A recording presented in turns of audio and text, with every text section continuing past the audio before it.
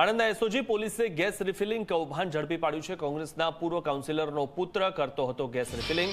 પોલીસે પૂર્વ કાઉન્સિલર રજક વોરાના પુત્ર તૌસીફની ધરપકડ કરી છે। સબસિડીવાળા ગેસ સિલિન્ડરમાંથી કોમર્શિયલ સિલિન્ડરમાં ગેસ ભરતો હતો। ગેસ રિફિલિંગ માટેની મોટર અને પાઇપ કબજે કરવામાં આવ્યા છે। રહેણાંક વિસ્તારમાં પતરાનો શેડ બનાવીને ગેસ રિફિલિંગ થતું હતું। ઉલ્લેખનીય છે કે આ પ્રકારનું ગેસ રિફિલિંગ કરવું તે ખૂબ જ જોખમકારક સાબિત થતું હોય છે।